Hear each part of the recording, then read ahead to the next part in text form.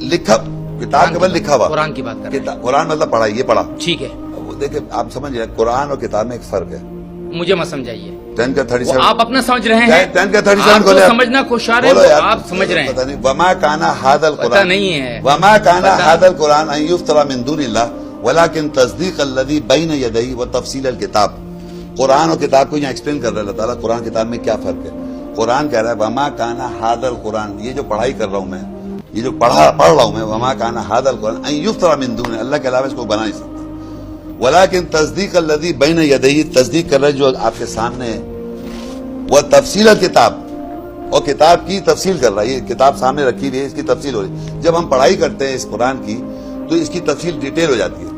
لا ریب فیہ من رب العالمین. بلکہ یہ تصدیق کرنے والا ہے اس کی جو اس سے پہلے موجود ہے. دیکھیں آپ عربی جانتے ہیں, من قبل نہیں لکھا وہاں پر, قبل کہتے ہیں پہلے سے, بین یدی لکھا ہوا ہے. تصدیق الذی بین یدی, بین کا مطلب, بین کا مطلب بین یدیہ اس سے پہلے. بین کا مطلب میں نے کہا بین کا معنی درمیان کے ہوتا ہے, درمیان, لیکن یدی یدیہ جو ان کے ہاتھوں میں ہے, ہاں, جو ان کے ایک ہاتھوں سیکنڈ رک جائے, تو آپ کے ہاتوں میں کیا ہے اس وقت؟ کہاں سے پڑھ رہا ہوں میں؟ کہ یہ جو ترجمہ تصدیق آپ کہاں سے کر کر رہے ہیں آپ؟ یہ تصدیق کہاں سے کریں گے آپ؟ کہہ رہے مصدق لما بین یدی, تصدیق جو کہاں اس سے پہلے ہے. بھائی جان تصدیق جو اس سے ایک پہلے ہے. سیکنڈ, قرآن کی تصدیق کون کرے گا؟ جب آپ پڑھ رہے ہیں سامنے سے کریں گے یا وہاں سے کریں گے؟ ضرور سمجھا کے. آپ غلط سمجھ رہے تو ہیں. غلط بتاؤ کیا سمجھنا, سمجھا دو نا, صحیح کرنے تو آئے ہو, اور کیا آئے ہو. بین یدیہ کا معنی ہاں. ہاتھوں کے بیچ میں نہیں ہوتا, پھر کیا ہوتا ہے؟ وہ بین یدیہ کا معنی ہوتا ہے جو اس سے پہلے. اب یہ کون سمجھائے گا؟ ایک منٹ. اب یہ کون سا بات مکمل یہ کرنے کون سے دیجیے. کس نے لکھی ترجمہ جو لکھا ہے؟ میں وہی تو آپ پہ آ رہا ہوں نا, وہی تو میں آپ پہ آ رہا ہوں. اب ہم جائیں گے کسی عربی ڈکشنری کی طرف کہ کیا بین یدیہ کا معنی صرف ہاتھ ہے یا پیچھے والا بھی ہو سکتا ہے. اگر کسی عربی ڈکشنری نے کہا کہ پیچھے بھی معنی مراد ہو سکتا ہے تو پھر آپ غلط ہیں.